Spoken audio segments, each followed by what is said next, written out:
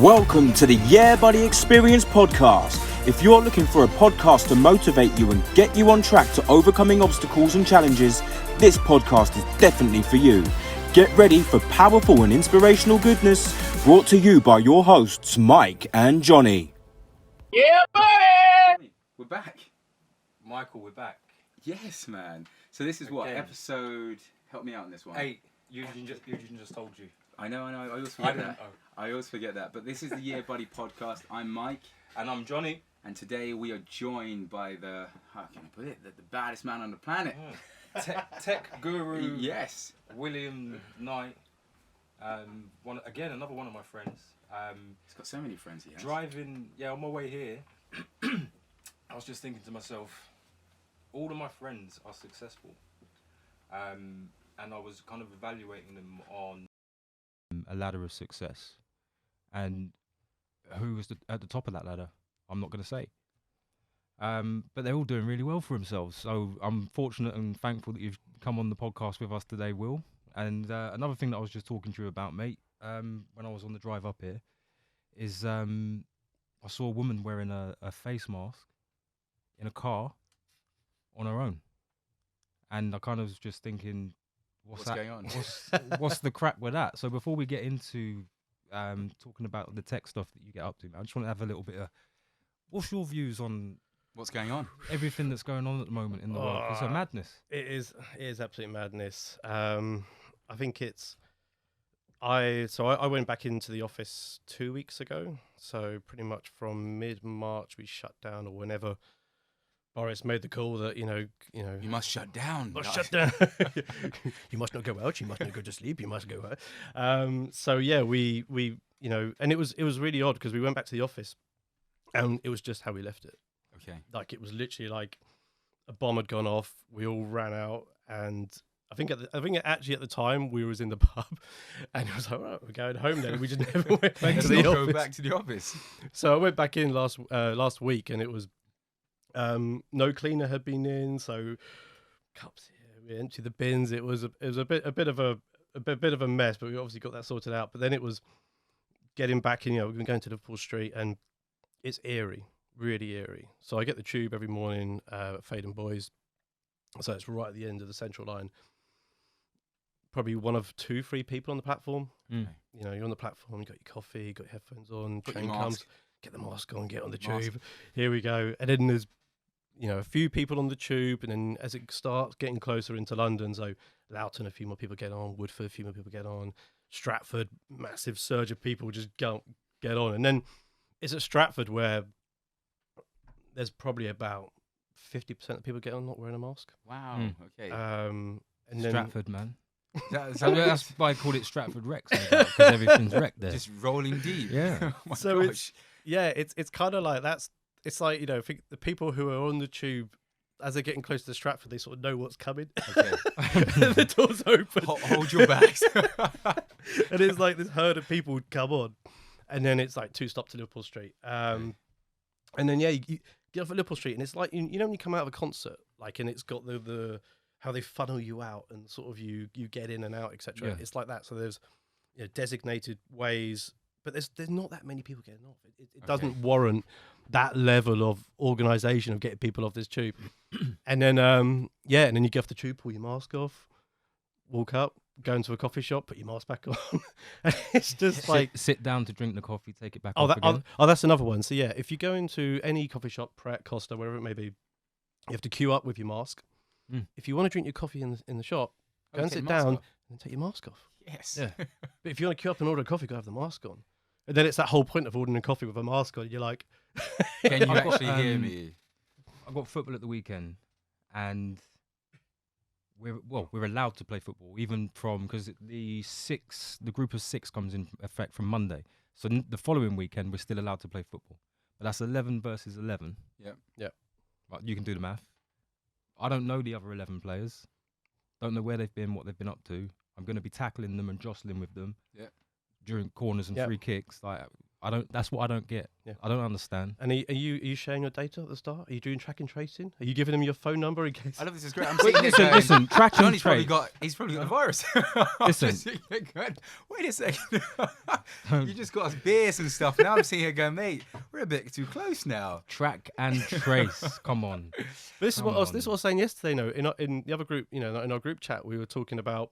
Someone was saying about obviously the new 6-person rule, and like someone was like, yeah, but that's the statistics the governments have got because they're saying that's where it's happening. It was like, well, that's because if you get it, you know who's at that party. You've got their contact details. So you can go, I've got it. So of course they're going to have got that statistical data to go, oh, it must have been here. Whereas if you've been on a tube, and I estimate that I probably come in contact at the moment with 1,000 people on a weekly basis, potentially 200 a day.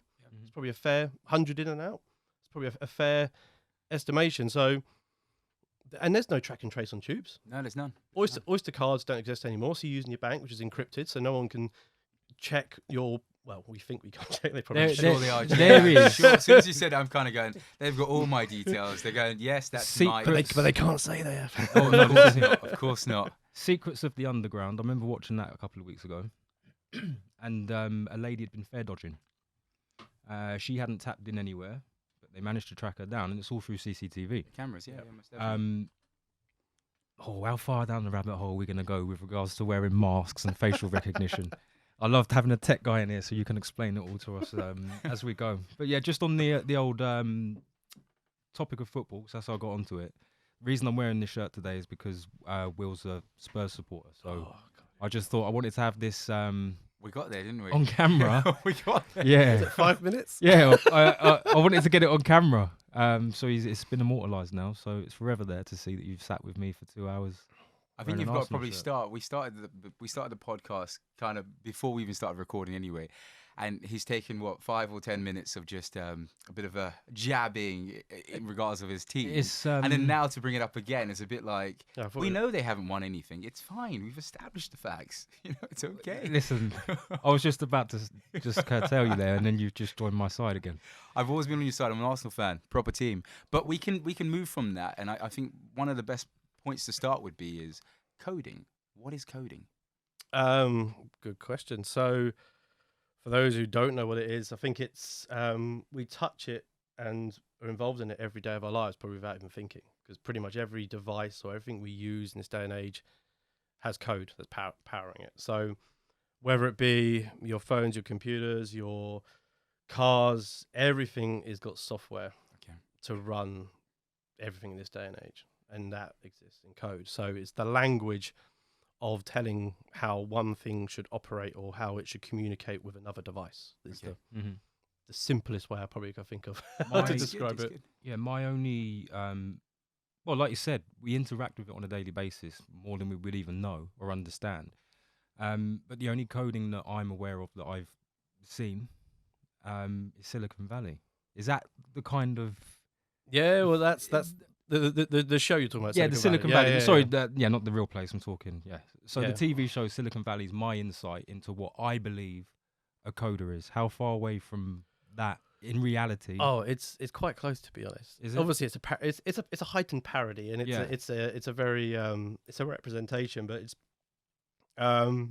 it's TV, it's heightened, it's a parody in itself, but it's not far off. Okay.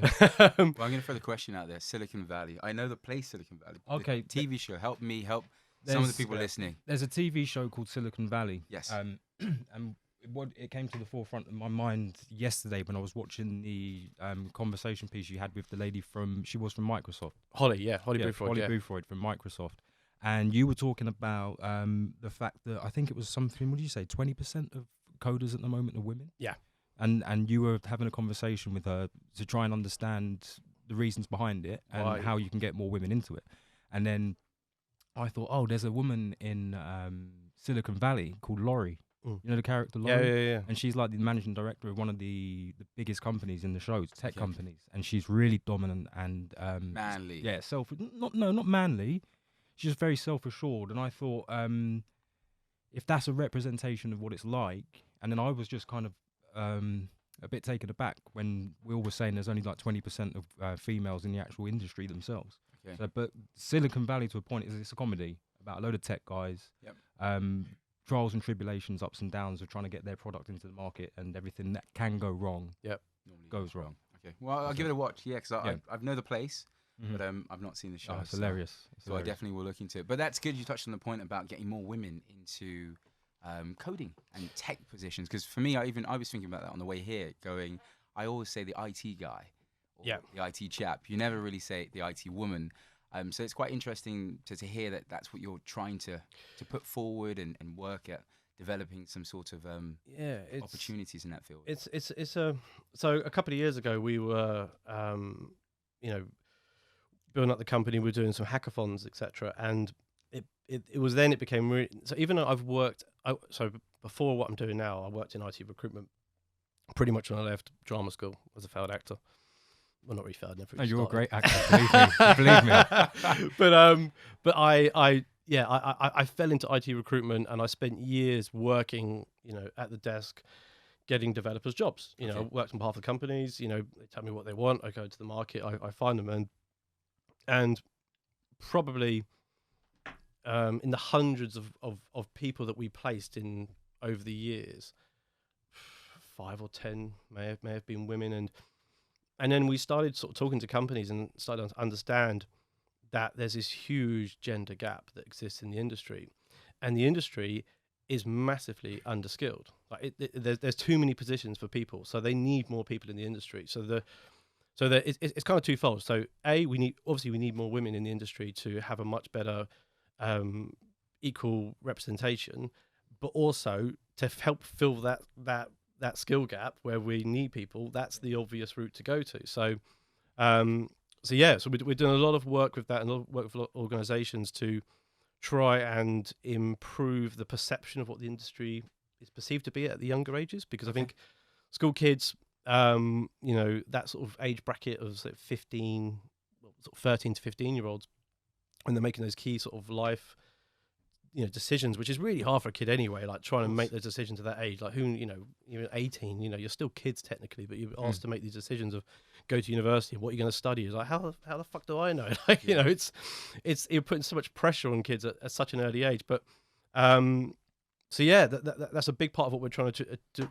Part of our company, of what our mission is to help inspire that younger generation and get the message out to the girls, because it was never like that before. Okay. Actually, in the 60s, 90% of the industry, when it was an emerging industry, very new, IBM, 90% of the staff were women, coders. Yeah, because they were. I think I saw videos and images of them typing away on computers and stuff like that, and then it just seemed like it just stopped completely. Well, it was, I think, with that meeting I did with Holly a while ago, and she brought up how it was perceived to be quite a sort of administrative. Secretary position. Yeah. like almost like given sheets of data, and like, because that's the way it was actually that point there. Coding was a very early format, so like Alan Turing from worked at Bletchley Park, for instance. So he was the machine, the Enigma machine that helped decipher the Nazi codes, etc. He played a big part of that, and that was one of the first early sort of computer machines that was able to actually self-learn, and a very early version of AI, but very simplistic version. But it was able to help them solve those algorithms of where their vessels were, where the U-boats were, so they were able to win the war. Nice. And even at Bletchley Park, I think there's like 75%, I think, were women there, and the most would say, it's because all the men were fighting, but there was still. But actually, that is also a bit of a that's not a real true reality. Actually, the men who were fighting were just the working men. Yeah. Mm-hmm. The men who had proper positions, who were deemed intelligent or certain society were doing other jobs. They were here. They were either high-ranking military positions or working in analysis roles, or the ones who are deemed as surplus to who. And that's the bulk of who then were men of industry, men who were in the mines, in the steel factories, etc. That came years later or before that. So yeah, it's a really, really odd concept how an industry flips so quickly over time. You said is it the first one? Because I've not seen the film. granted I should know, but is it Ada Lovelace? Yes, Ada Lovelace. Yeah. So talk to me about. So Ava Lovelace was a mathematician in the Victorian ages, and she was way ahead of her time. That she was creating algorithms or calculations. Like she was predicting that in the future, music would be able to self-write itself. Okay. So this is Victorian ages. This is literally like 1880s, maybe 1880, maybe I think her time. So, and she was right. So she didn't have any, computers didn't exist, nothing of that nature existed. But she was writing papers, and there's some of her diaries where there's these algorithms that they took years later when they had the machines to implement them, and it worked. Like she was solving stuff in a way that was deemed not palatable. So and she's down in history in class as the first computer programmer. And she's a massive hero, but she's not she's not, no one outside of tech really knows about her. Like she's have a dramatization of her would be amazing, because she's is she I don't know, is she more Stephen Hawking or more Nikola Tesla? I think again, it's there's not much done on her, so it's no. You were saying because there isn't much done on her. So if they were going to do something, I was kind of like leaning towards the type of person that she was, because where did she get these codes from?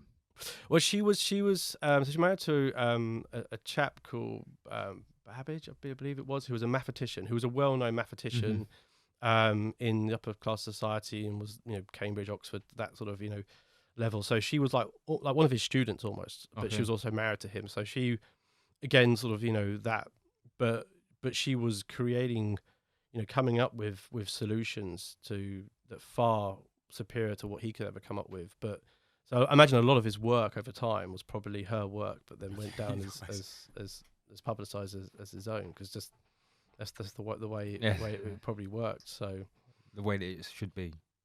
I'm joking. I'm not agreeing. I'm joking, man. But I Come think on. the way we're kind of going wrong with this is that they need to have stuff like this in schools. Yeah. So coding and real life stuff, because I was talking to someone the other day when we were talking about algebra and stuff like that, and no one uses algebra. You know, it's played a point that kind of high importance at school. They're saying, oh, you've got to make sure you do certain mathematics and stuff. But then you come out and it's like the most important stuff is mortgages, interest rates, learning about inflation, prices and stuff like that.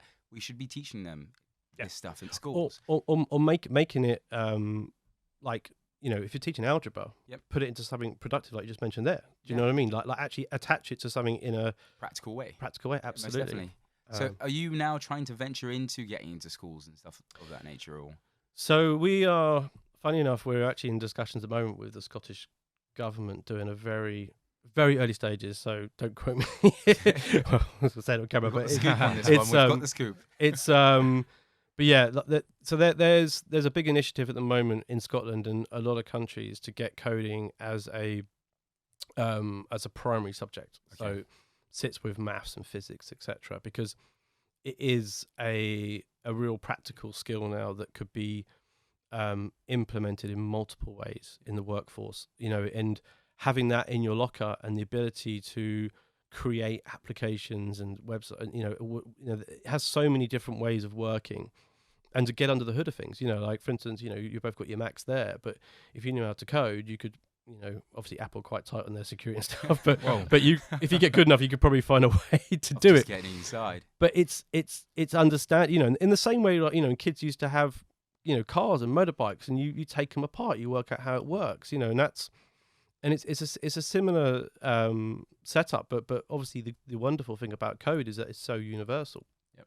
And the code that sits in there obviously sits in your phone because it's both Apple, but sits in your car, sits in your fridge, sits in your multiple devices that you use, and it opens up so many avenues. When we say code, are we talking zeros and ones, or is it more than that? So it's kind of evolved from that. So that is the probably the most the basic form of code, of what in its true form zeros and ones. But it's more now about setting a list of commands because there's so many libraries now of existing frameworks and languages. So you almost need to know how to write a command to pull a set of instructions from another library that's already programmed to do something. Mm-hmm. So it's kind of like cheat codes, but that is what, you know, why do everything from scratch? You know, if there's something that's already there that does half of what you would need to do, you just then need to Bolt it on. So bolt it on. Yeah. one thing again that's quite fascinating is High Score on Netflix. Have you seen that Oh, yes. documentary? No. Those guys, where did they go? Stanford. No, was it MIT? At MIT. Yeah. So went to MIT, and these tech guys. So they was it Space Invaders was the Space first Invaders, arcade. yeah, first one. Yeah, They had, and Atari game. yeah, they thought to themselves, do you know what? If we can monetize this. Okay. So they put an arcade machine in the dorm room, and then kids were coming along and putting 20 cents in, 25 cents in a piece, and then they made a load of money off of it. And then they thought to themselves, the money started to dwindle off. Okay. And they were, because the kids have completed the game, they were getting too good at it. It was boring. So then they thought to themselves, how do we make this interesting again? And it's those coders. Yeah. So they basically went under the bonnet, Yeah.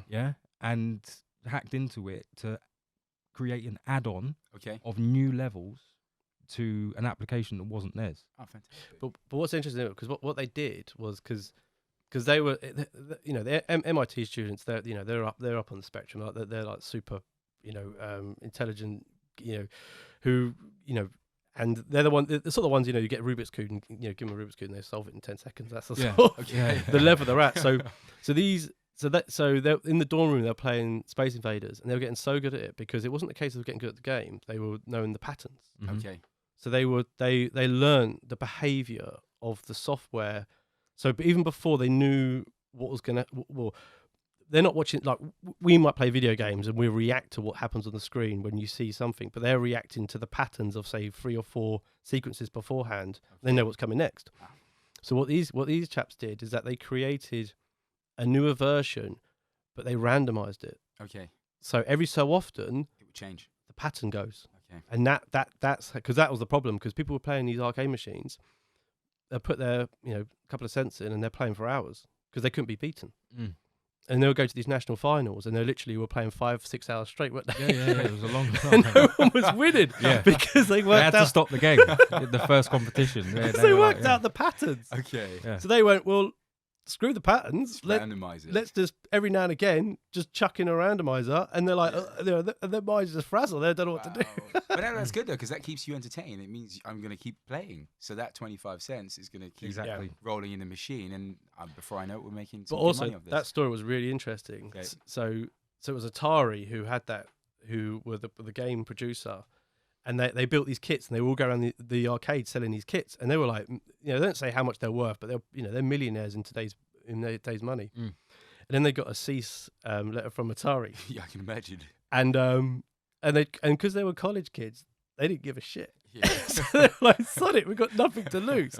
So we come on, Atari, because we don't give a toss. So Atari ended up just buying them, Oh, nice. and they all just got Yeah. cushy jobs working for Atari. Fantastic. Yeah. And then did the deal with, who did they do the deal with after that? Oh, Because they won in court against Atari, and then they started developing another game. Was it Pac-Man? yes, it was. Yeah.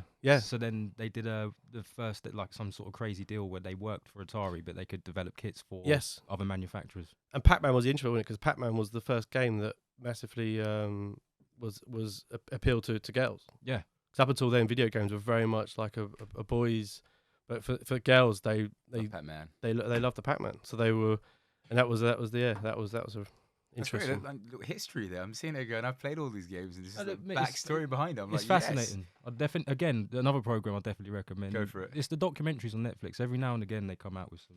Because I've watched a lot of documentaries, but they tend to be like thrillers and murder stuff and stuff of that nature. Because I've got a bit of a twisted mind. But now I'm going to start. Is that door locked? Just a bit twisted, yeah.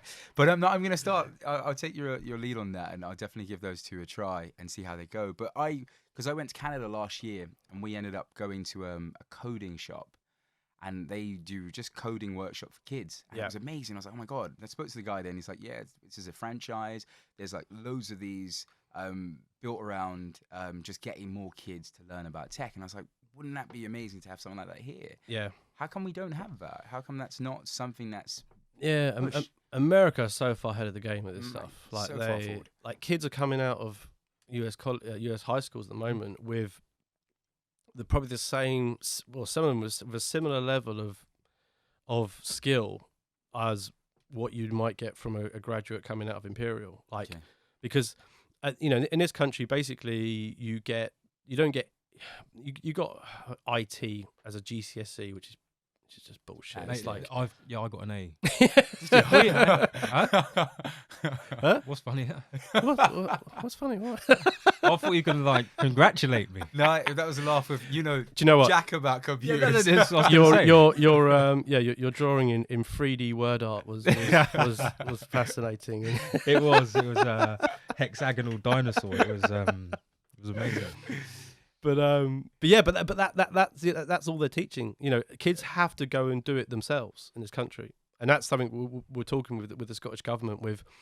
So our new platform, Showcode, which is a coding community platform where you can.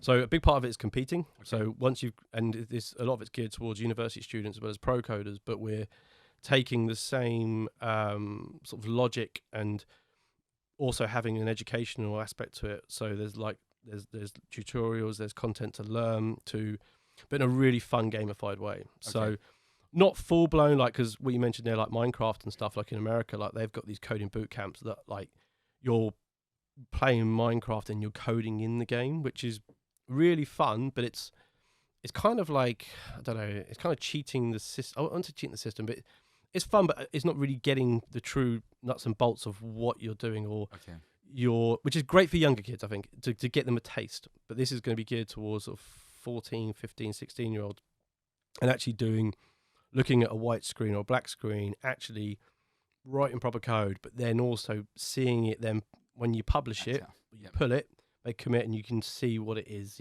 whether it's and you could do some really cool stuff like build Pac-Man games. Like that's quite early. That's really easy coding now. Okay. So there's a challenge for you next week to build Pac-Man. I did look myself, so I was going to try and get into coding. I think it was January time, because for me, I'm currently working as a PT. It's cool, whatever. But I need to get into a different field, and for me, a field like coding and stuff like that is probably going to be the future.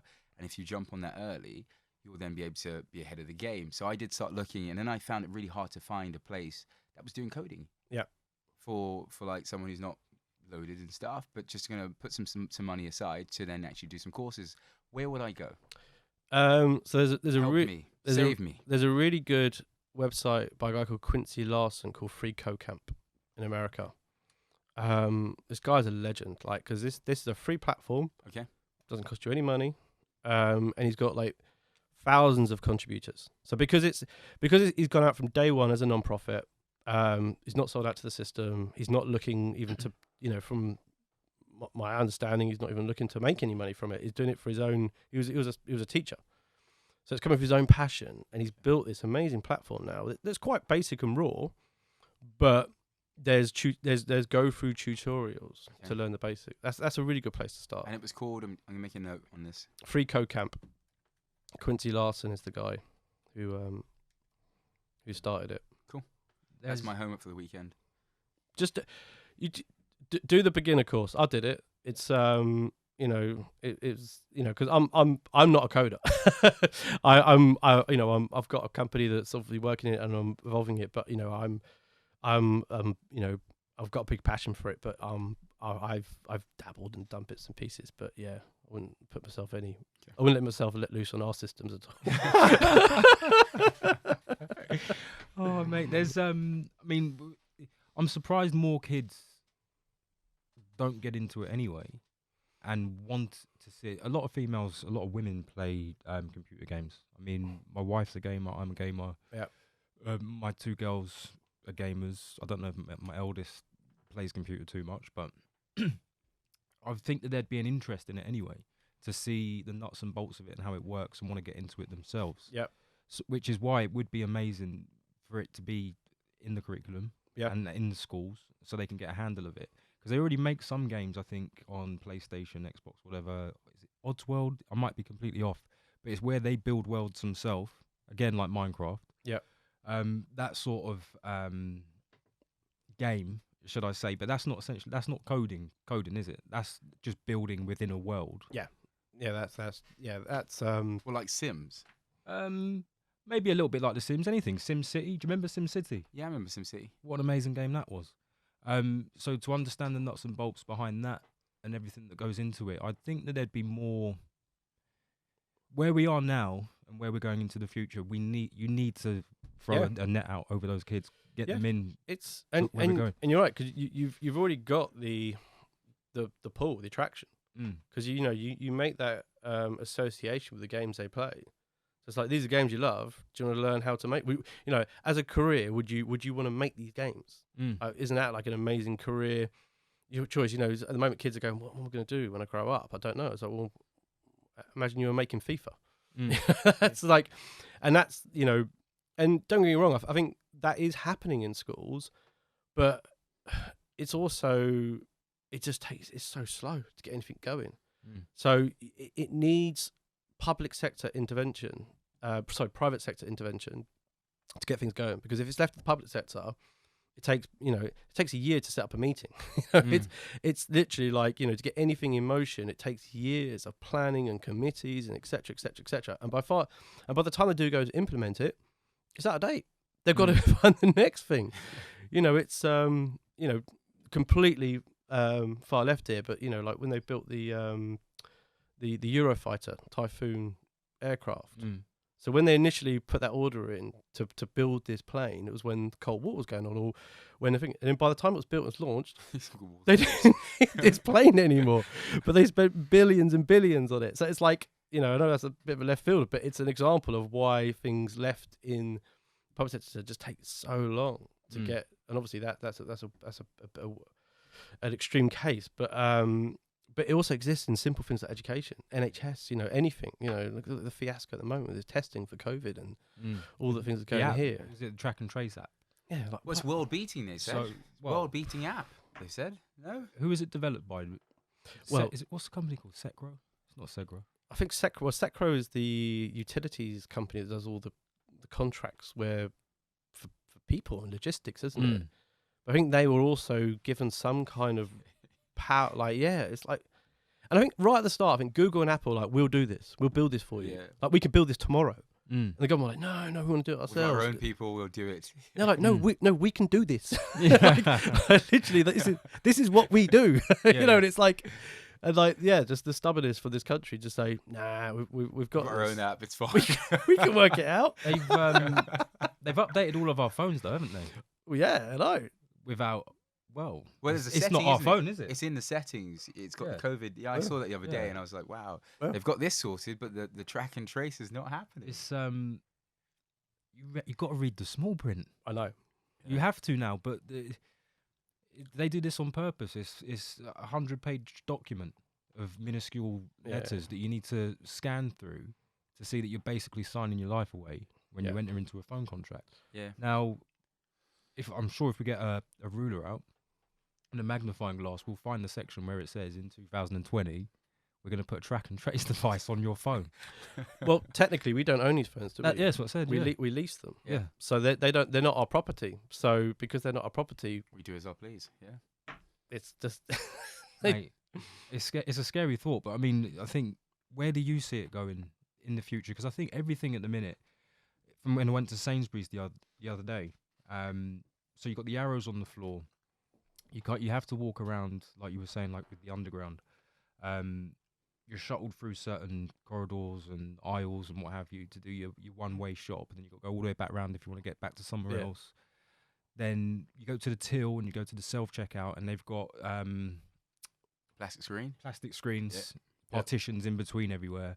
And I can see it getting to a place where everything's automated, where there won't be any people in the store. And I've already seen the Amazon stores. Yeah, have you seen those? Which is just ironic, isn't it? They Amazon got as stores. in- as I'm in- just saying, because Eugene gave me a look, and that was that look of Amazon. An Amazon store I was like, really? by which you'll order your product, but you'll go to like Argos, like a self-service They have Argos. those? Yeah, Where? they've started them. In I think they're in America. I saw though. one in It's New a- York. Yeah, I saw one in New York that Okay. got rolled out literally just before lockdown. Yeah, So that's probably been smashed and ripped to pieces but by they now. but they own. Is it home foods? Amazon own Whole You- Foods. Whole Foods. Oh well, yeah. This is the other thing. So they're more than likely going to transition into Deliveries and stuff like deliveries that. of food. Yeah, yeah. So with the deconstruction of the high street Yeah. and where everybody's ordering stuff online now anyway, then that's logically the next thing. It's the next step, isn't it? Yeah.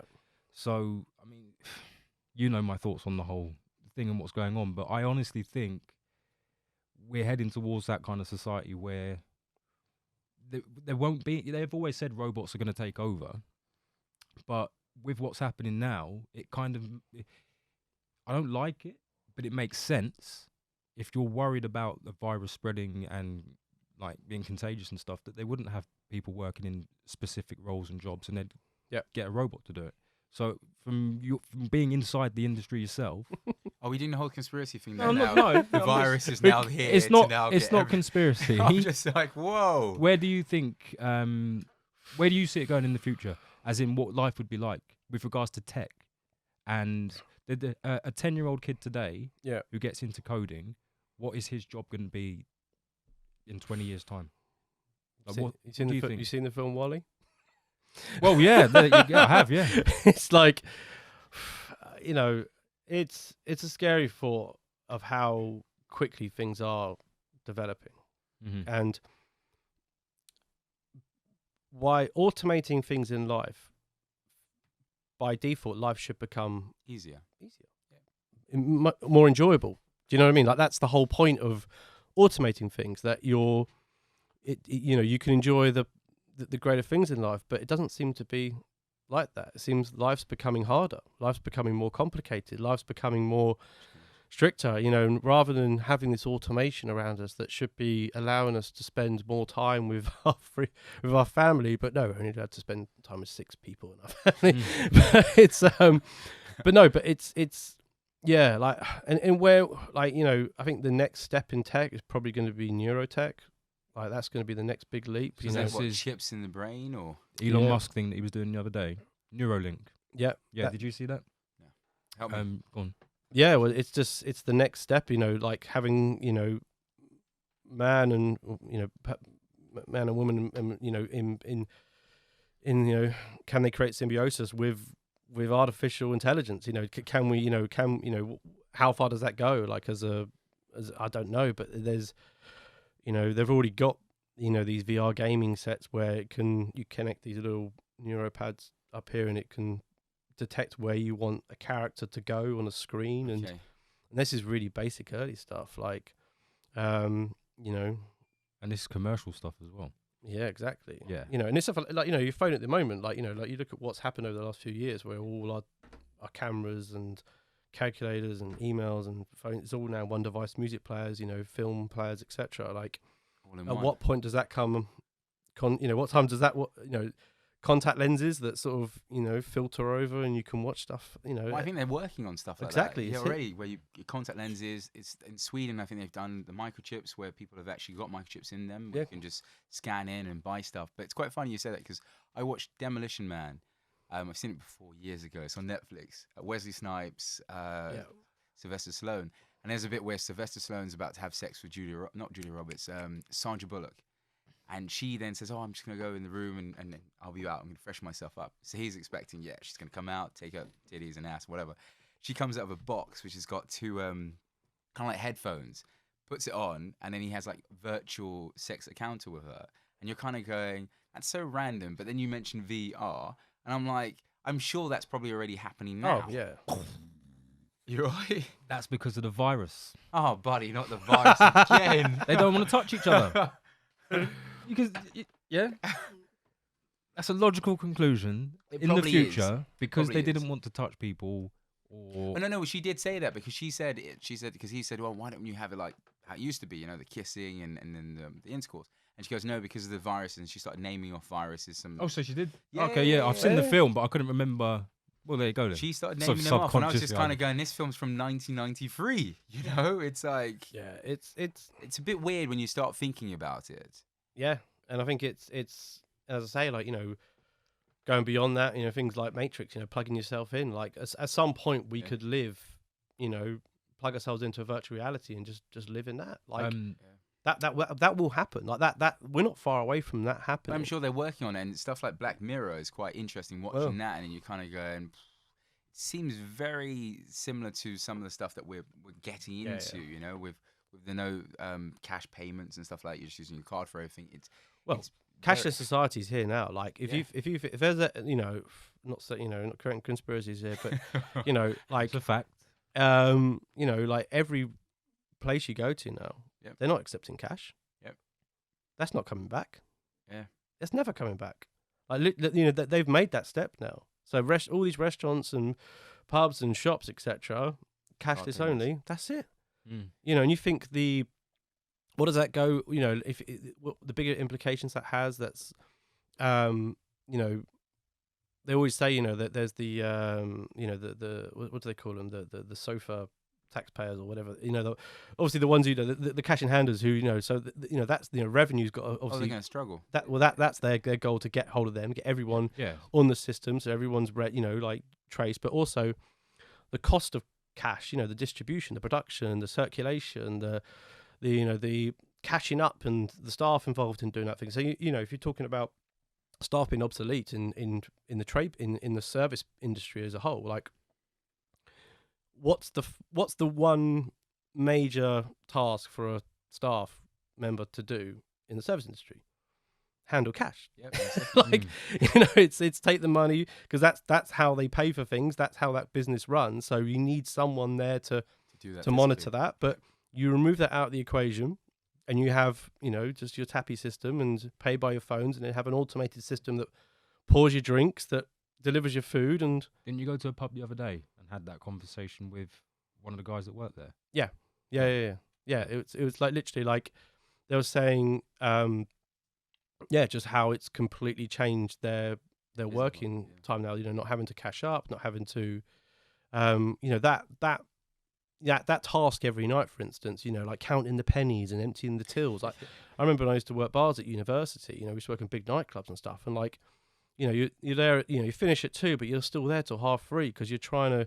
You're counting all the cash, and then you're 50 quid down. You're like, where's this 50 quid? And you can recount it again. Yeah. And it was like, I used to work the cash office at Legoland with Wayne, and literally our jobs were every day cashing up the day before takings. Yeah. So we'd go around every food, restaurant, bar, attraction, collecting all their money, and then we're there the next day counting it all. And they've got a cash sheet, and we match it up.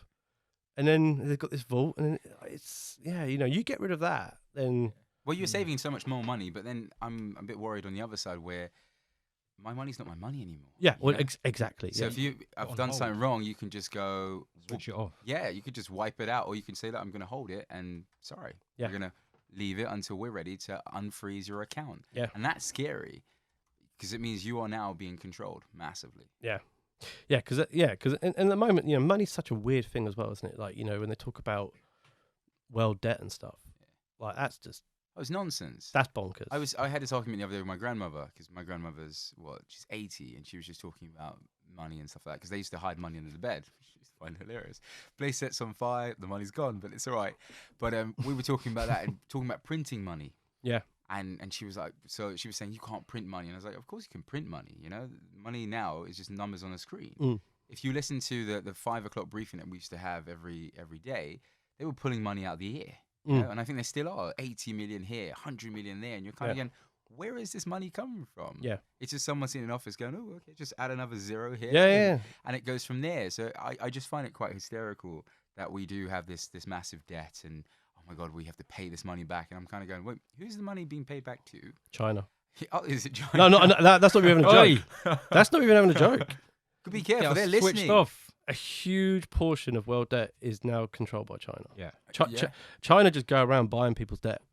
Okay, no, well, they've done it, saying that's another conversation with my grandmother. They've bought most of the debt in the West Indies. So Jamaica, Grenada, Africa as St. well, Lucia. man. The Chinese are not messing around. So they have now bought the debt from those countries, bought land obviously, and now I've got them to pay back some money, which obviously they're not going to be able to pay that amount back. But it's just like they're capitalizing massively on areas, and it's just not being heard about in the news. You know, no one's talking about it. It's very much of that's cool. Who knows? I He think smiles. What's every going on? it's not every direction we take. It's Conspiracy. It's conspiracy, Coronavirus. but it's not. Where did it start? But It it's not. started in- It's not conspiracy, is it? Because we're talking actuality. We're Yeah. talking fact. So, but everything that we've just said in the last 10 minutes, had we said that 5 years ago, we would have all said it's a conspiracy Of theory. course, yeah, of course. But of it's course. it's happening now. We're in the future. So, I mean, one of my favourite films, I love to watch it with the kids, is Ready Player One. If you've Yeah, seen yeah, that. yeah, it's great. I've not You seen it. haven't It's- seen it. No, Right, it's okay, on, yeah. calm down. It's on Amazon. I've seen it before. and I Bodybuilder, just- mate. It's not bloody bodybuilder. I make movies, man. Hmm? Film director. Oh, I'm all right. proper, I'm proper things around here, man. I've upgraded in this lockdown There you period, go, man. It's But no, I've not seen it yet. I'll give it a watch. But it looks cool. It's shot first person, no? No, it's not that one. I know the one Okay. you're thinking about. Ready Player One it's like 2050. It's later than that, isn't it? 2150. Yeah, I don't know the exact. Yeah, It's in the future. Essentially, they live in stacks, Okay. so like high rise. Very much a Hunger Games society. Yep. Poor people, middle class. The closer you get into the city centre, all the rich guys and the politicians and what have you. But it's kind of like everybody. Here we go again. Is at home, yeah, and they don't venture out, and everything's reliant on technology. So they tap into A system. a system, Yeah. the Oasis, isn't it? the Oasis. Yeah. They tap into the Oasis. So they Uh-huh. put their headset on, and bang, they can create an avatar of who they want to be. Okay. So you can be Michael Jordan, you can be Bison from Street Fighter. You can design Yeah. your character whoever you want to be, and everyone will see you as that. Okay. And you live your life in there. You can go and do Cool. anything you want. But that's kind of like games like Grand Theft Auto, and all that sort of stuff. Yeah. It's kind of like people are going to actually want to take that a step further. Oh yeah, and it's Oh, of course they will. That's what I was saying. Not that far ahead. That that's virtual reality to what I was saying. That sort of symbiosis sort of level where you become because that they feel in the games, don't they? Like They so get they're the pads as well, yeah. so they're plugged Mhm. in and their bodies are in tune with this virtual reality that surrounds them. That they're and they can't die in the game, but I think they can Lose their money. lose their money, can't they? Yeah. So you win events and stuff, and they sort of build up there. But then it becomes, there's like bounty hunters. And, Yeah. obviously it all goes a bit insane. But you're watching it thinking, yeah, we're not far off from this. Okay. So it's And got like an that's scary. avatar feel to it. It's got an avatar feel to it, and I mean the fact that we're not that far off from it, we can say conspiracy, but it's not a bad thing in my opinion. Like it's amazing, it's fascinating. I love computer games. Yeah. I love films and I love tech. So and what you were just saying there about having your accounts switched off because they've got the ability to do it. If you're not doing anything wrong, you haven't got anything to worry about. Yeah.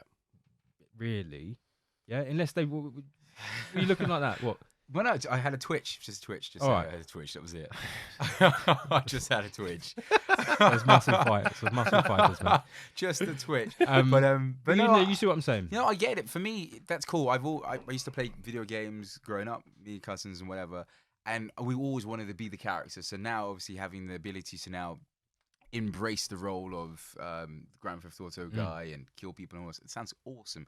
However, I can see that getting to the point where it becomes that extreme of I want to kill people in these games, but like physically kill them, and that person dies. And I can see it going down that road, and then it's kind of like escape from that reality and just get back to the norm. I know that sounds a bit like a conspiracy theory, but that's normally how shit does go. It does. Well, they escalate blame very everything on quickly. computer games now anyway. And Well, it's yeah, not but- virtual reality. Where people playing too many games, killing people, and now they decided to now take it in real life. So Yeah, it's hectic, but we're talking about young people getting into coding, gaming, whatever for future stuff. I mean, and you say you went to university, but you studied Acting. you studied drama at uni. Yeah. So talk to me a little bit about that. But and then how did you get into where did the coding side, the tech come from it? Is that because you just started the role in IT? Yeah, recruitment? I just got exposed to it in doing IT recruitment. Mm. That was the path I took, and it just got to the point where I wasn't fulfilled anymore in what I was doing, and I could see avenues of, I guess ultimately, deep down I'm an entrepreneur. I always look for ways of making money and look for ways of how I can, make a pound. And that's in me. That's in my DNA. That's sort of what gives me my sparks. And I got to a point where I looked at there was a huge gap in how companies can interact with coders, how they can hire, coders in a different, in a different capacity to make it more engaging. So that's where the idea of Showcode came from, to have this community where you collaborate, you compete, you learn, and you show off your skills in a really fun, gamified way, which then also companies can then attract by having their own coding leagues and having their own competitions that are running. So a new novel way to engage. Well, with it sounds people. good. I did a lot of research into it, and I was like, this sounds really, really cool. It sounds very, very interesting. It's something that I would have loved to have taken part in. Yeah. So I'm interested in coding. For me, I'm going to take what you've said and see if I can do a bit of research. But in terms of the acting stuff, what happened? Yeah, it was so. Because we've got a star here, haven't we? I know. I know, right? Acting star. Listen, there's a new Arsenal advert that came out today. Are you in the advert? I'm in the advert. Did you make the cut? Did you make the cut? I'm in the advert. Did you make the cut? I'm blurred out. You're not in the They've advert. blurred me out.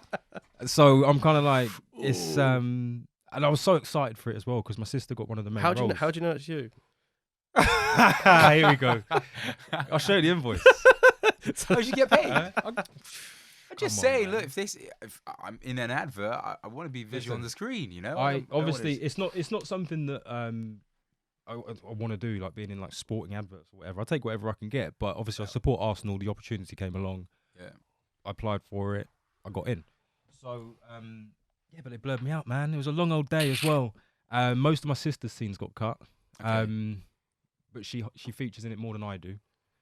So maybe maybe she's a better actress. What were you doing? What was your Bug roll. Being a fan. Did you have to do Just that? being passionate, giving it all of that. It's but Hey, it's- Tottenham. Yeah, we ate Tottenham. We ate Tottenham. It was a bit of that. It was we are family. It was the Arsenal family. So the Okay. concept of the advert is Arteta is talking at the beginning, saying that this is what Arsenal means to me. Then a couple of players, this is what it means to them, and then the fans start coming in. Hopefully he sees this, but I didn't quite catch the guy's name. But it's interesting that the main guy that was featured in the part that I was there was a Tottenham fan. Hey. And he's saying Well, he's you know, pouring out his love for Arsenal on camera. Wasn't he a leading star? Well, If you want someone leading, he got paid.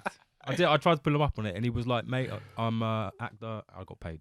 All right, cool. But no, we were saying before we went on to the star, Johnny. is, yeah. Acting. Yeah. What happened? So when I was A levels, when I was at Windsor Boys, where I met Johnny, drama was one of my A levels that I did, and I was sort of it came to that point where making the choice of university and what do you do, and as I said earlier, like when you're 18, how have you got any idea what you're going to do when you're 18? Like it's just so I took the. I thought, quite enjoy drama, quite enjoy what, being an actor sounds like quite a cool job. So I applied for a few different drama schools. Spent some time going up and down the country doing the auditions, which was brutal. Okay. Like, obviously, auditions now, but you're older, you're wiser, and obviously you know that it's your career. Or imagine you're 18 and you're nervous, you're shy, you're going, up in Manchester, and suddenly there's a room of 200 other, boys and girls in the room, and then you got some 50-year-old dude going, "This industry is fucking brutal. You're gonna be shit. You're never gonna make it." It's like giving you this. Basically, they're testing to see how much you want to do it. You're like, "I don't want to do this. Why am I here?" And then they break you into these groups, and there's 6 of you, and you go into a room, and then they go, "Right, go and do your monologue in front of these 6 people," and you're getting up, you do your monologue, and they go, "Yeah, okay. Have you got another one?" It's like, "Yeah, okay, another one." You had to do a modern and a Shakespeare. That was the usual blended. I remember actually Manchester. I only had 2 monologues. I did Joe Stephen Burkoff. He was a playwright. But he's also Huh? I don't know what you were doing there. Stephen Burkoff is a playwright, and he's an actor, but he's also got these really plays like West and East and stuff, and they're quite very sort of quite grotesque, quite really animated plays. So they're great to play with because you want that in a script as an actor to show off what you can do. So I did a bit of Burkoff, and then I did my Shakespeare was always Midsummer Night's Dream, Puck. So I did that, and she was like, "Have you got a third one?" I was like, "No, not at the moment." She's like, "Well, that's a no then, isn't it?" You're like, Make it up on the spot. Yeah, you just randomly. Honestly, I was just like, but so that was like one of my early ones, and then like, I went to Bretton Hall in Leeds, where I eventually went, and just nailed it that day. You just sort of, I guess it's like anything. Do you know what I mean? It's like it's like your one moment. You got 5 minutes to show what you can do, and that's all it comes down to. There's no sort of like, oh, we've been watching this guy, I think he's really good. There's none of that. Like, you've got one shot to do a good job, like it is when you audition for a film or a TV program. That's all you've got. It's one shot, and so you did it, and then there's like months and months and months of waiting, and you got the letter for UCAS. So I got into Bretton Hall. Oh, fantastic! So went up there, did 3 years, and I remember as soon as I got there, and like my first term, I was like, what have I done? Like, there's like, the level of, you just feel like so inadequate, and there's people, sort of, you're walking around, a bit hungover the night before, and you're seeing some guy just, reading his Shakespeare, like, like with a scarf and his little espresso. You're like, this ain't the place for me. And so, but I met some really good friends. I was enjoying it. And I stuck at it, but I did it, and some bits I loved, some bits I just didn't enjoy, but it became quite clear to me that to succeed in this industry, you got to love it as a craft. Okay. First and foremost, and be prepared that you won't make any money, that you live the life as a pauper, but you do it for the love. And I was like, that's not for me. I'm 21 years old now, and I want to make some money. No, it makes sense. It's a shame because, I don't know.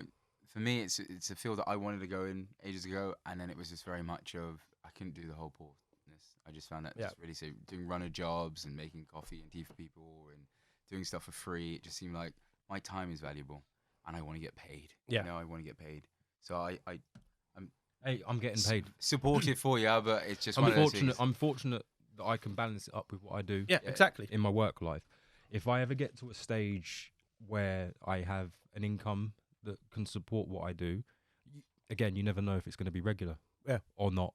But if I can get to a stage where it's sustainable, I don't want to be a millionaire. Yeah. Obviously, I do, but I don't want to be a millionaire. I don't want to be famous. Yeah, I have a passion. Yeah, and that's for acting and being creative on camera. That's it. Yeah. So whatever comes from it, this came from it. Yeah. Me meeting people, I met Michael. Yeah. And obviously this has come from it, so it's only a good thing. So it's great when you meet people. It brings you out of your comfort zone, gets you thinking outside of the box. You need to have 3 monologues, so I'll have to go home and do another one. Get your 3 monologues. I have to go and make sure I've got another one, and we go from there. But with so how far did you venture into it before you decided, or I mean, what was your first job outside of not being an actor when you left uni? So when I left uni, I was up in Leeds, and it was all the everyone was going to London. So a lot of people were, this is what I'm doing now. I'm an actor. I'm gonna go. They think like, I've made it. I've got my degree. I can go to London now, and I'll get a job in the West End. That's the weird perception that you have as a youngster, because you're naive. You don't, you're that experience at university. You're sheltered. You're you're getting the role, you're doing the roles because you're paying to do it. You're at university, so You're actually paying to do the role. so no one's gonna go. But it's still brutal. Like when they do big productions and you get like some shitty part, and you're like, I'm paying for this, and I'm still just the guy with the broom.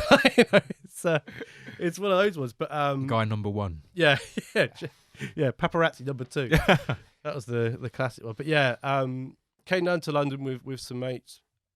A couple of them actually doing masters, so they were doing an extension, which again is just a whole money making mechanism that these drama schools do just to get more fees off you. So you got to do a masters, and they don't need to do a masters. You'd go out in the real world and start acting. Real experience, exactly.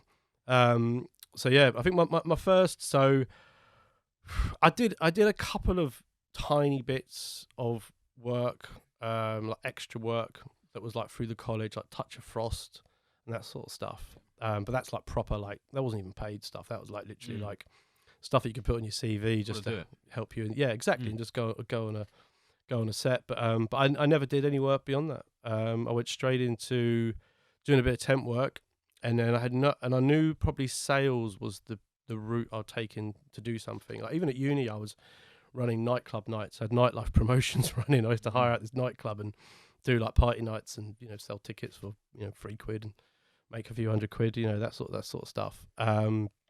So then I fell into IT recruitment, and then that was like 2004. You say you fell into IT recruitment. Did you fall into recruitment, or was it specifically IT recruitment? Was just the company that was it a temping job? How did that literally come? I was a period. I was living in Loughborough Junction, between Camberwell and Brixton, on Cold Harbour Lane. Mm-hmm. Like scary place when you're coming home at midnight. For you. Yeah.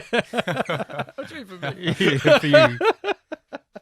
And so yeah, and I remember sort of spending afternoons like, because this is 2004, like internet didn't really, not many people had internet at home, or like it was, costly to set up, like, especially if you're students, etc. So I was like in the internet cafes. They don't exist anymore, do they, internet cafes? Do you remember how they were like a massive thing? That's crazy. No, there's still a few internet cafes, because I went the other day and a guy tried to charge me for printing 4 pages and using the internet for 10 minutes, £7. Right. And I was just like, dude, you being serious? And he goes, yes, this is the new price. And I was just like, the new COVID price. Yeah. Yeah. Well, I guess they do exist. It's just a coffee shop that's got Wi-Fi. It's just evolved, isn't it? Well, there was no coffee though. Sorry? There was no coffee. He was just selling phones behind the desk and then overcharging for printing paper. And I was just like, so we had a bit of an argument back and forth. And then he then said, are you going to pay for it? And I said to him, I'll pay, but I'm going to pay you what I deems right. I'll give you £2. That's enough. And he said, no, I'm going to rip up the pages. So he ripped up the pages in front of me, and I was just like, wow. That's why they're going to cut your bank account off, man, because you don't pay people. £7 for 4 pages for 10 minutes of internet access. Are you crazy? I know, it's nuts out here. All of the fees and charges are going up now, and it's the COVID tax, man. Tax? That's what they're saying. That's what they're doing. It's because they've got to pay for... track and trace. And they got to pay for track and trace. Was it 100 billion now saying track and trace? Yeah. Hand sanitizers, all of the cleaning products that they've got to do, that's what they're bolting onto the prices. That's what it is. But sorry, go on, mate. I was in internet cafes and I was like looking for jobs, and it was like, you search graduate jobs, and literally every job was recruitment. Yep. So I just applied, went for about 3 or 4 interviews, and they were all IT, and went to work for a company called Computer People. And then at that point there, didn't know anything really about computers or what, how it all worked. And then worked there for about a year. I won a massive account with Accenture, the big consulting firm, Accenture. And like huge account.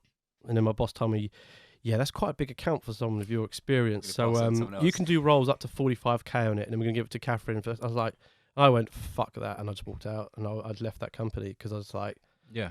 And then I set up my own recruitment company because I was like, all I need is a phone and the internet here.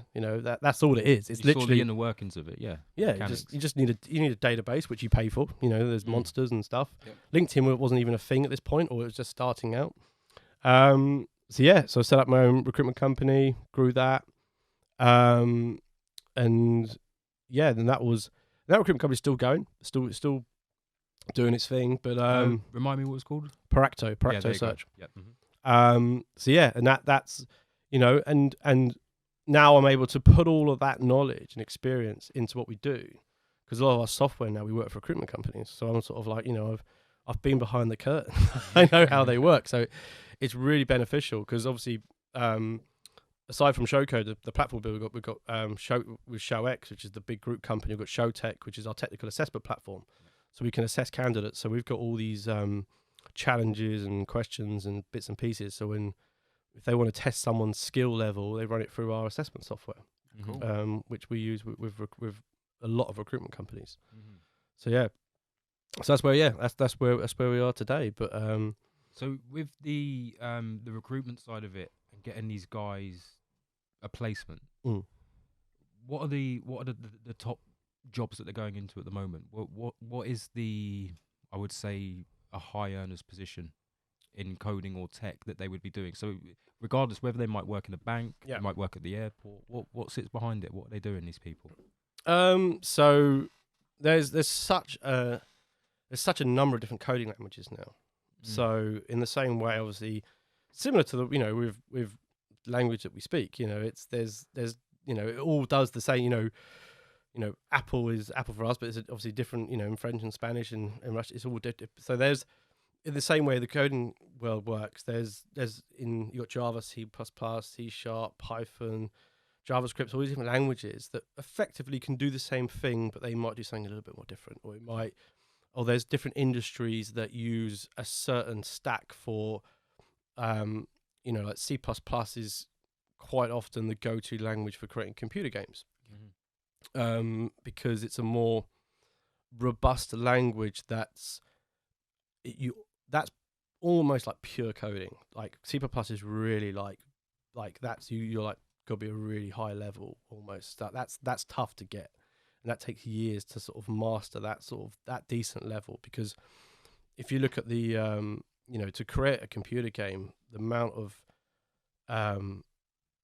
detail and complexities and the way it behaves and it's deep. It's not just as simple as a website that's built Quite simple to put JavaScript. together, It's a lot different levels. So the levels of where people are, there's JavaScript and Python is probably your two most popular languages that do a whole suite of different applications, ranging from just your basic website to an app of some sort on your phone. But then if that's more like information gathering type products, so Facebook, for instance. Like Facebook is a really simple platform in its basic format. Where Facebook gets really sophisticated is how it analyzes your data, and then it sells your data and it crunches who you are as an individual, because that's their business model. It's is it? Yeah. All right. Of course it is. Yeah, no, is it? Yeah. Shady. Oh, it's like, and this is the thing, like most things we use on a daily basis, we use it for a certain thing, but the business use it. It's a completely different, business in their mind. Facebook will probably look at themselves as an information company. They'll sell information to advertisers to navigate how to advertise their products. So that's their revenue model. It's simple as that. So you're a business, you go to Facebook, I want to sell my new diet plans. So you build a persona, and obviously you've got all these data fields, and you go, I want to sell this to people in London who are 20 to 30, who are a little bit overweight, and it will start looking at all these different, you probably can't go as deep as saying it's overweight, but it's you can set criterias and that persona, and then obviously that creates a persona of what that person looks like, and then Facebook will analyze who that person is just by your activity. They'll look at your likes. So what videos are you watching, what things are you clicking on, what are you saying, what are you messaging, what are you talking about. Like, it will just collect all this data, and then sell it to that company. and that's it's amazing, because I find that quite strange when you're searching for something and then you go on Facebook and straight away it's like the scary one is night trainers. No, You're like, oh my gosh, how is that possible? Have you done the one where you're talking about something in your kitchen, you've got your Alexa device, and you go on your phone, Oh, you get all the adverts, and it's there. Wow. That's the scary one. Okay. You go, fuck that. Like that's just. Because the issue I've got now is I have conversations with somebody, and then before you know it, the phone then turns on, and then it just starts searching for what you're saying, and you're kind of going. Yeah, I mean, the Google search. It's just localized advertisement has been around for a while. But I've been noticing it more and more, because if you brought it up a couple of years ago, again, people would be like, nah, no, conspiracy. Yeah, that's not true. But I mean, we got a new mattress today at home. Does it fit? It doesn't fit. King size is king size, right? There's different types of king size. Is there? I think there is different types of king No, size. there's not. Like, yeah, I think there is. Double bed. There's an American king size and there's the king size that you have here. Double bed, there's 2 double beds. There's the standard UK double bed, and then I think there's a European double bed, which is slightly smaller. Didn't know any of that. I should have called you before I ordered it. Right, anyway, it's been delivered today. Peter Jones for a number of years. It's been delivered. Oh, Duvet mate, salesman, I used to work that's for what I was. Temper. I should have known. Duvet salesman #1. It was delivered today. It doesn't fit our bed frame. Nice. It does, but I just know that my wife's not going to have it, and I was gonna hang off the edges. yeah, you're going to need to get a new bed frame or something. But my point being is that we've needed a new mattress for a while. Yeah. We've had many conversations about it. Yeah. That's all the adverts that I see Mattress, on my phone. Yeah, yeah. Mattress, Yeah. trainers, whatever it might be.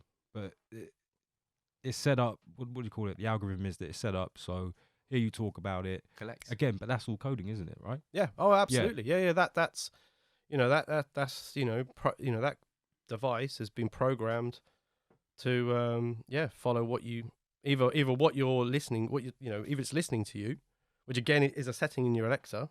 You got to go in there and turn that off. Okay. That's a setting in there in itself. Yeah. Or it's just analyzing what you do. But even things like Google now, like I don't know if you've noticed things like I wake up in the morning and it tells me that my journey, it still hasn't picked up that I get the tube, things I drive to work. Oh yeah, how far away you are. Yeah. And when you park your car, so like, all this, it's and you're like, I didn't tell you to do that. Yeah. Don't worry, we've got you covered. But that's the other thing. I would have told you if I wanted to do that. Like, So bring me a cup of coffee at 6 a.m. if you want. the detail of the coding is such that when I sat down here in this chair, my watch didn't tell me that it was 25 minutes to get home. But when I go outside and get in my car, it will. Yeah, because it starts seeing you moving.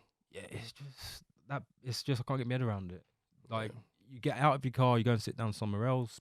I can sit in the driving position, see if it works. I'll drive like this. Okay. No, it's not done. It's nothing happened. See what I mean? Yeah. But I go downstairs and it'll happen. Yeah. And it's freaky. I remember like a good few years ago, like I guess I was just naive, like how you're driving, you use Google Maps, and you've got, and we were driving down some country lanes in Cornwall, and in your motorways, I get it, there's hooked up to the cameras, they can see the traffic, etc. I'm like, it's coming to a load of red, and I'm like, how on earth does it know we're coming to red? Like, what's going on here? And then suddenly, like, all these cars, and obviously, it's just all these phones are talking to each other, and they bunch up together, and then it's telling Google that there's traffic here. And it's just like, It's fascinating. I don't know, but it's fascinating to the point where it's scary. yeah. And I'm really worried about where we're going to be in the next 10 to 15 to 20 years. Well, we told you, in pods. Yeah, In pods, you know where we're going to be. It's just if you accept it. I guess we're going to have to accept it, but it's not all good and it's not all bad. So you just got to find the happy medium and try and cope with it, because there's plenty of things that I don't like that are going on now, and then 5 years from now there's going to be some more stuff that I don't like. Well, it's the world's getting over. More, the population is ever growing. Yep. Pollution's everything is just growing and growing and growing. We're gonna become a point where and automation will reach a point where half of us won't even have jobs anymore. There'll be nothing. Like you're saying, these films like Ready Player One, for instance, where you've got the slums, because there's no jobs for them anymore. They literally do not exist. Yeah, it's a universal basic income. Like even when we're talking about coding right now, is like a real industry that needs people. But at some point, AI will catch up where that becomes obsolete. Absolutely. Like it's just a natural flow that's going to happen. Are Are you placing these guys at the moment that are creating these things? i.e., the stuff that we see in Black Mirror? Is this Well, is this stuff happening? I'm not doing any of that sort of frontline recruitment anymore, so I don't know, and I think anything of that nature that is being produced, you wouldn't hear about it. You wouldn't hear about it. Like, there's it's. I don't think it'll take long. I think once they solve something that does, like a quite a simple task that sort of can think. Well, actually, there was actually, I think it was Microsoft created a bit of AI a couple of years ago, and they had to turn it off. Okay. Because it went all. Yeah, you could. Yeah. And there's some interesting videos and information on that it started getting aggressive. Yeah. Yeah, it was going all Ultron, from from Avengers. Is that the one where it was turning around shooting things? No, was not that- that. was that like- I think you're more talking about the brain side of it and not just Okay. the physical side of it. It Yeah. started to learn Yeah, quicker than they anticipated, yeah, and then it started to run away with itself, and they were like, yeah, and it started. But I think it's also like its persona, its personality started getting hostile. Okay. And it started like they're going, no, this is bad. This is Okay. Terminator shit. Like, yeah, I I'm gonna did Google read that that. later. That sounds I awesome. did read that. it's not awesome. Yeah, it sounds awesome. You're sitting there in the dark and it's just going, I'm going to get you later. Man, through Siri. Yeah, that's it. Alexa. You just picture some guys like in America, like in a bunker, they created this stuff, and it just starts. The hand starts moving, like shut it down. Yeah. It's got off piece, Tim. Put it down. Yeah, man. Try and get to this. Then it puts the Terminator music on. With the whole Terminator, God, another one. But yeah, with the whole coding thing as well, there's ways of predicting what's going to happen in the future by understanding the algorithms of search data from search engines like Google Yeah. and everything else that sits behind it. And I'm just thinking that coders, and like you say, the people that can read those patterns in the computer games are the guys that are really going to get ahead Yeah. in life. How much, I don't know what the capacity is percentage-wise of our brain that we actually use. Well, there's this.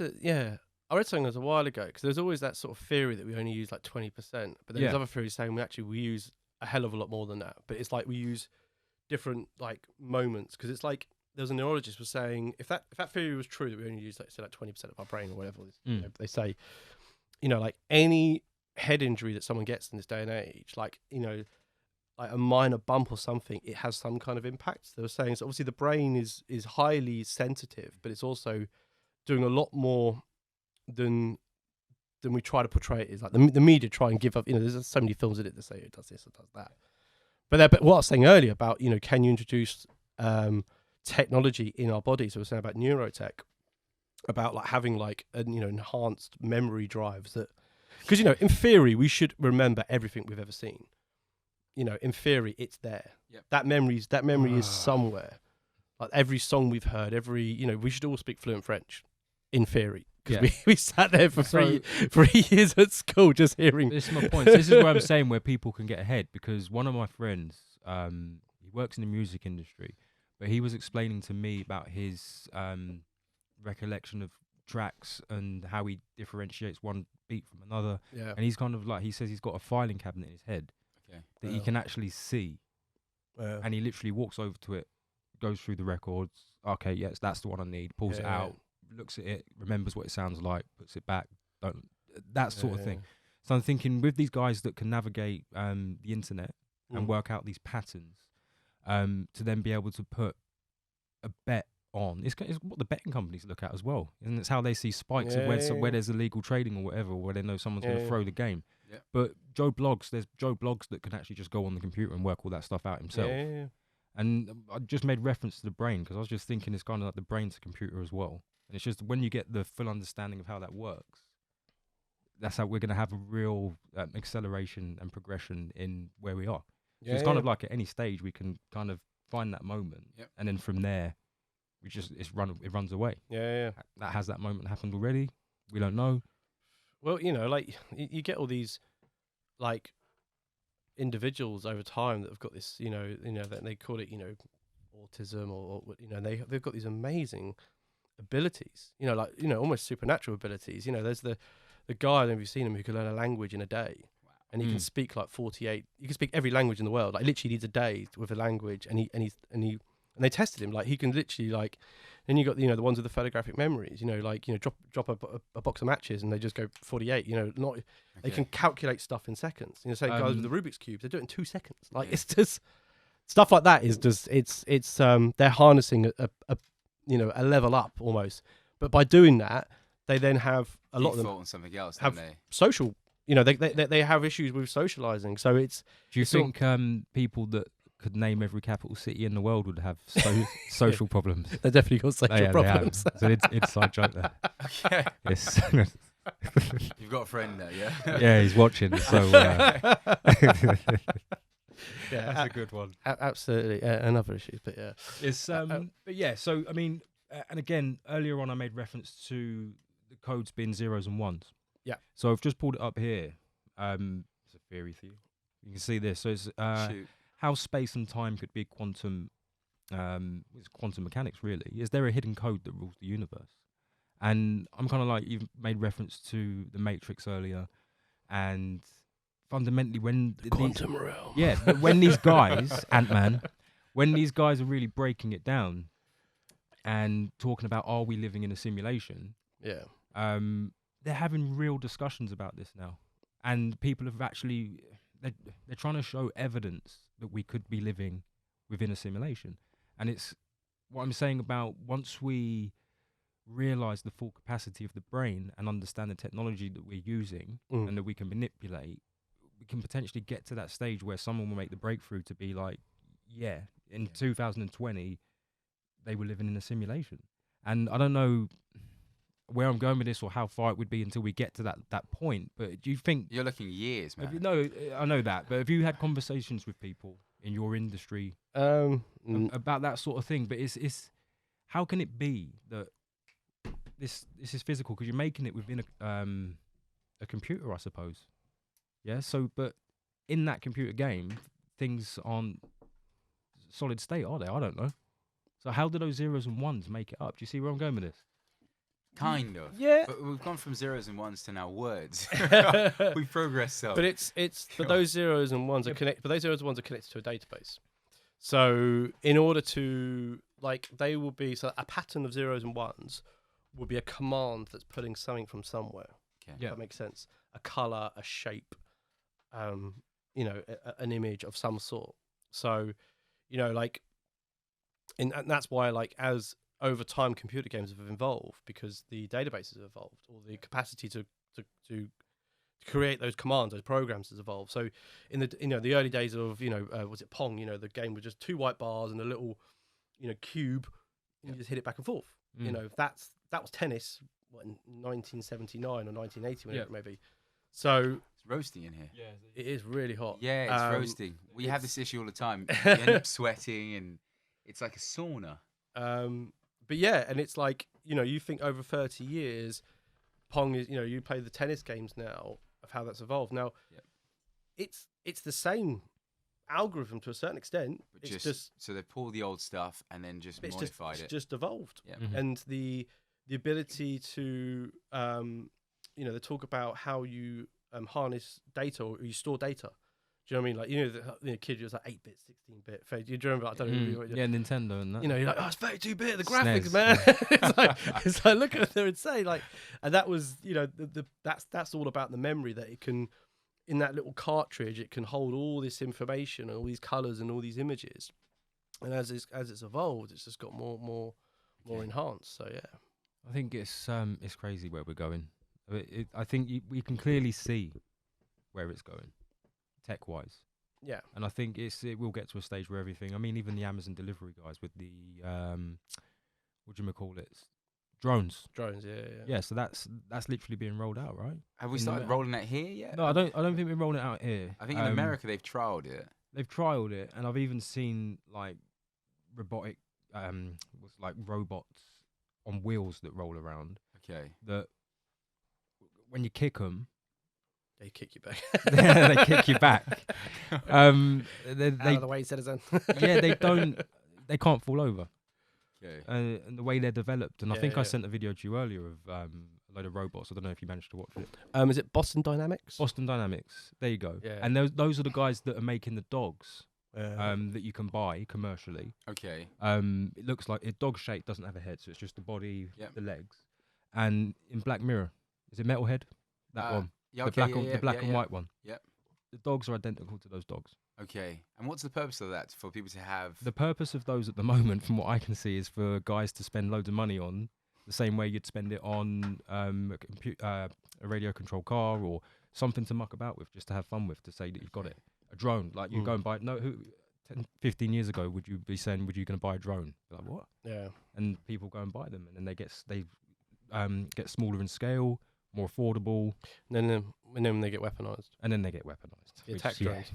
Have they done There that you now? go. They've weaponized drones. Yeah. Yeah. That's They probably did that before even. but they that were literally released anyway. all bombings now that happen. Oh, drone throughout the world. bombings. Well, yeah, they are in They're Iraq. drone. That's what it is, isn't it? It's Yeah. drone bombings, and then now they've just made it commercially viable and saying that you can buy one. How much did one cost? How much did you pay for What, one? drones? Yeah. Oh, you get a drone. This is what I'm saying with regards to price and scalability, is that you can get a drone for like 50 quid, Wow. and then you Okay. can get a drone for $1,000, Okay.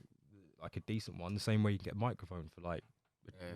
£5 from Argos. But and then you can even get- the 50 quid ones are pretty decent. well, they have to be, because you've got to fly. And you can connect them up with your phone. And it They've got just a camera. yeah. Okay. You know, and you've got Yeah, that's it. And then so obviously it gets to a stage where those guys are going to be the delivery service, Mm. without people catapulting them, you know what I mean? Trying to hit them, getting stuck in trees, because there's going to be loads of teething problems when they first come out. I need to go out. I'm waiting for a package, and it's in the tree outside your house, just dangling down. Just wait for you. But I think just waiting. initially they'll have someone who then operates the drone, and then it will go to the stage of now we don't need. No one's operating them. It's sat nav technology, isn't it? Just cheap. It's driverless car technology. You know, Yeah. like Because I've seen some of those now, the driverless cars, and I'm being like, wow. have you, so it's. I don't know if is it legal in America now, in California, for driverless cars? Because it's Legal, I don't know. There's so many videos on the internet. You just got sleeping. People just Yeah. sleeping on the way home, and I'm just like, I saw one with this couple, and they were just out, and I'm like, how scary would that be if you just woke up and next minute the car's by the side of the road, and you're going, what the hell? Well, like there was the biggest discussion with driverless cars is the point where it has to make a decision, and this is how of who to kill. Wow. So it was. It's in a situation where This is that. I'm just gonna say this out here. That is a soundbite that's gonna be on all our videos. I'm just like, that's the soundbite. That's the elixir. Go on. So it's So this is the biggest issue that they've got with driverless cars at the moment, because in the situation of an accident or approaching an accident, so the AI, the software in the car can detect there's someone here, there's someone there, there's somewhere there. I've got to go somewhere. I'm going to hit someone. Okay. Who do I hit? Because at the moment, obviously, if you're driving that car, you're going to do every attempt possible to try and avoid all people. But inevitably, you're going to hit somebody. But you're trying your best to avoid all. With a computer driving that car, it would calculate what's going to happen before it happens. Okay. So that's the biggest issue right now with driverless cars, with that technology of who does it decide to kill? And that's the question that keeps coming up. And the only logical sense that comes back is that in order for driverless cars to happen, they all need to be driverless. Because if they're all they talk to each other, if all the cars on the road are talking to each other, you know there's no more accidents on the road. It's not illegal as such in the States, but each state's governing body can pass laws. Yeah.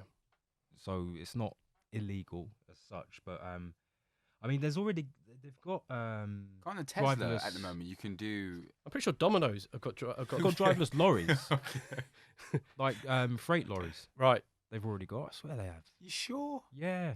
I know they've got systems where you can put there's a switch. I'm using the Simpsons here, aren't I? Where you can switch the switch and you can actually then sleep and it will automatically drive you home. Yeah. But I'm not too sure how. That's what I heard.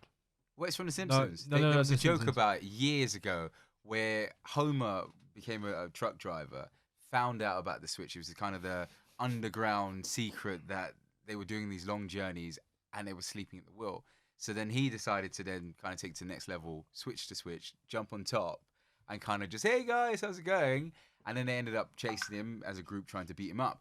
But it was just quite funny because I went down the road of Googling that stuff and then found out that they actually do have that system that allows them to sleep. Yeah. And it just navigates them home. And you're like, bloody hell. Now we've got these cars we're talking about, which kind of does. There's been a couple of same sort of thing. accidents. Of course there has. No, this is what I'm saying about the sleeping. There's been a couple of accidents. So now Tesla, I think, have implemented a fail-safe whereby it will sense that you're looking at the windscreen. Okay, Right. so you're not sleeping. So you can do this and put your feet up. Yeah. But as long as you're looking in the direction, Yeah. it will sense that and it will drive the car. The minute that you start to drift, or it will Alert you or shut down. So there's loads of guys buying dummies in California and Just sitting, just sit next to it. and sleeping in the back seat. they're at the back. Oh man, that's amazing. I love that. Just before we wrap it up, mate. Inspirational people from you, like who are the people that you look up to at the moment in life in general? Like, who do you aspire to be? 'Cause you say you're an entrepreneur. Yeah. And you work in the tech industry, so I can imagine there's an awful lot of people. Do you know what? I know it's going to sound a bit cheesy and corny, but the only person I look up to is my mum. Because, you know some of my background. Yeah. You know, like I lost my dad when I was 13. He killed himself, and you know that's hard to deal with every day as through life, not knowing ever what happened. You know, and sort of memories of my mum and dad weren't together at that point. I had a stepdad, and at that point there, sort of like, that sort of angry kid that, who's this guy, my dad's gone, and etc. And then when I was 18, my mum was diagnosed with terminal cancer. She's given 8 years to live. And I remember vividly, like, sitting in the kitchen, 18, sort of coming from school, and mum just broke down in tears. And me and my sister, and obviously we knew that she had cancer. We didn't know what point it was, and then she told us that she'd been given 8 years. And that was like, fuck, like, but my mum just was like, no, you're not taking me. And she just had this amazing fight for life that kept going, changed her lifestyle. She was a teacher. She retired early. She took it. They moved out. We're living in Windsor. She moved out to Oxfordshire, to a tiny little village, just better quality of life, mortgage free, all these little things that just improve quality. But just had this amazing energy and positivity just to say, no, you're not taking me. And she's still here. Oh, fantastic. She did a time, like, she by her fight and her continuation where she didn't deteriorate, science caught up. So stem cell transplants became more of a thing and more. So she was a very early, it wasn't like a trial period. It was, became into sort of mass, it wasn't like, like some, trial universities running it, but, hospitals were implementing this technique of stem cell transplants. So she went through that. And it saved her life. And this was, so what was I, 18, now 38, so 20 years ago. So she's bought herself 12 years, and still going. So for me, like, that's inspiration. That's my one It's inspiration. extremely inspirational. I think clean living and looking after number one, fundamentally It's key. Is key. Yeah. It's key. It's key. More than most, being in the Fitness industry. the fitness industry, Well, fitness and health industry. fitness and health industry, and the way you have to look after people, and people have to look after their own bodies. 'Cause Well, it's food, isn't it? For me, the main issues we have, especially with a lot of diseases that people are getting, it's the food and it's the activity. And I find that people are not eating right, and there's hardly any activity, which is now going to cause you to get heart attacks and all the other stuff like that. Yeah. And the government are not really putting the money into the different areas. They're making food a bit more cheaper, making it more available.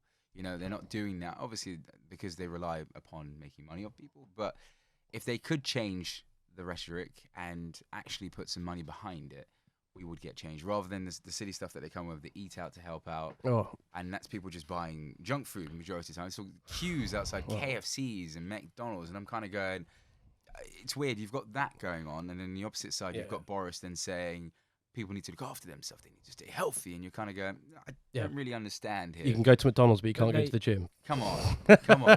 Well, no, this is it. But it's the reason I said it is because obviously cancer's such a serious thing, and your mum's managed it, and she's stretched it, and more life to her, and like God bless her, and everything that comes with it. But it's kind of like at no stage during this whole situation that we're in at the moment has anybody that I've seen on primetime television telling us to take care of ourselves.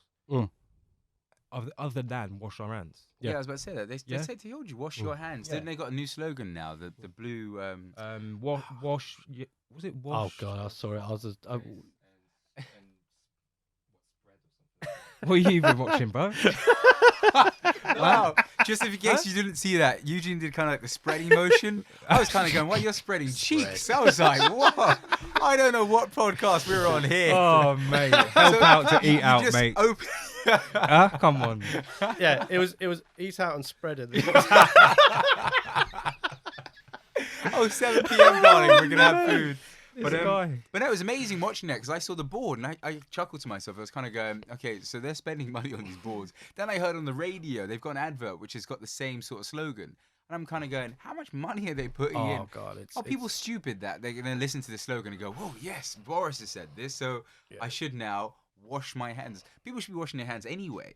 I'm really confused on this whole thing of you need to wash your hands. That's a natural thing that people should do. You go to the toilet, wash your hands. Now every shop you go into, you got to sanitize. You're like, literally, like I've been in 5 shops in about 10 minutes. My hands are no natural oil left on your hands. It's fucking clean, all right? I'm getting high off. I'm getting pissed here with the alcohol. Just bone. It's all melted away. Isn't that? It's ridiculous, mate. But eat healthy or healthier. Sleep. Get plenty of fluids, water. And stress is a big one. Stress is massive. Manage your stress levels. Stress is killing people in the city because people are just working far too hard and it becomes their whole life. And if you're stressed out, you then put yourself in the issues of lack of sleep and then falling ill because your immune system's not recovering quick enough. And I just find we need to do more as people for helping out friends and family and stuff and just trying to put the arm around and say, okay, the government's not doing shit about it, but I know you're stressed out. Let's try and see if we can find some hobbies or some interest that's going to take your mind away from the 9 to 5. Yeah. And when did this 9 to 5 nonsense start? Because for me, I was listening to a couple of weeks back they were saying they're going to trial out a 4-day week. Wow. And I was like, that's quite cool. Obviously, productive levels will increase because you've only got 4 days to work within. You then have Friday, you have Saturday and Sunday to now spend time with your family. But yeah, I'm just confused on why do we have a structure of 5 days, 9 to 5? Well, yeah, it's that's another sort of comes back to sort of Victorian ages, doesn't it? Obviously, the factories and stuff. In the same way, that's why the school system is still. It's set up for the factory work. It's set up for factory, exactly. Like the reason you sit in your lines at your desk, at your times, at your lunch. It's factory work. Yeah, it's programming factory work, and that's why they need to. That's why I'm hoping stuff like your stuff, the coding stuff, is going to be implemented in schools in the next 5 or 6 years, because I think they miss out on allowing kids to actually just grow and develop. I mean, properly develop. I'm not saying, because some people, especially when I was at school, it's very much of the smartest people were the people that studied the book and then could remember stuff going into exam. But then when you come out of school, you come out of university, and it's very much of, you're not actually that smart. You're very good at remembering stuff for an exam, but when we actually now live in the real world, talking about making money and stuff like that, those brain cells are not firing. A society or a nation who's killing it is Norway. Well, Scandinavia as a whole. To be all fair. of them for everything though. But they've got they're top of the charts and everything. Yep. For happiness, well-being, lifestyle, and also for the kids coming out of schools as well, and how they proceed then into industry and sort of how they're operating. So, and they've got a very simple structure, which is You know, let kids be kids. Yeah. Don't teach them too young. Don't start teaching them until about 7, but then teach them the sort of more. Don't have them, you know, counting and writing at that point. Let them have fun. Let them grow how to be polite, how to be well mannered, how to look after yourself, how to treat others with respect. And the forest schools and stuff they've got there, and it works. As you know, now that that Node Nations, you know, if I could pick a place to go and live, Yep. Scandinavia. if it was a bit warmer. Yeah. No, you're right. You're But right, it's- because they are very forward thinking, and I like their approach. Because I watched World's Toughest Prisons. There's a guy who does it, Raphael or something, and he goes around to different prisons, and he went to one in Sweden, and their setup was completely different to Yeah. what we have in the UK, where they're okay to just roam free around the prison place. So you can go sit in, watch TV, hang out with the guards and stuff. And I'm kind of going, that's how prison should be. Obviously, for the guys who have just committed the crimes, like maybe what's a simple crime? Help me. Simple. Fraud. Yeah. Yeah, fraud or something like that. Yeah. A non-violent crime. Yeah, A we're not gonna non-violent put you crime. in with mass murderers and Yeah. rapists. Well, that's how America works, isn't it? Yeah, they said, fuck it. Some guys who've done a dodgy tax return up against some mass murderer. You got little Eugene there, like. What are you inside for? Yeah, rape, triple murder. Okay, nice. Man, I saw a guy in the paper today. God. Again, he had a photographic memory, Okay. and he's been in jail for life. He's a serial killer. Okay. But he's only just now. What it was the psychiatrist or analyst that was trying to coax out of him where the bodies were. Okay. Because he'd never said where they are, Mm.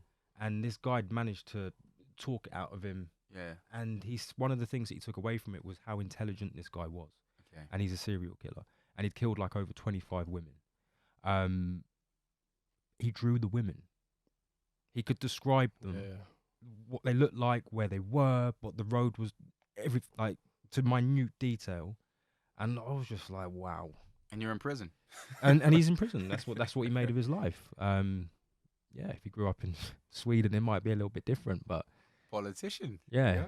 If I do a little bit of fraud, I might go to Stockholm or something, just in case I get caught. If you could do a bit of fraud, so they get caught in Sweden. Get caught in Sweden. But I think that'll wrap us up. Yeah, no, that's cool. That's cool. We're literally dead on 2 hours. We are. So I thank you for your time, mate, and I thank you coming in. It's been fascinating. No, thank you for having me. It's been great fun. And, It really has, because it's the direction that we're going. I think, like tech, everything. It's like Joe Rogan, man. Yeah, it's Joking. it's Spotify Skynet. deal and everything. Skynet. Skynet is coming. So yeah, man, just be careful out there. Yeah, we're getting there. And- But it's been a good podcast. We've had Will Knight. Gonna say it because I think we did say at the start, Yeah. and I forgot to press record. Oh, Yeah, I do okay. it all the time. So we have Will Knight. I'm Mike. I'm This Johnny. is Johnny. Cameraman is Eugene. And as always, yeah, buddy. Yeah, buddy. Yeah, buddy.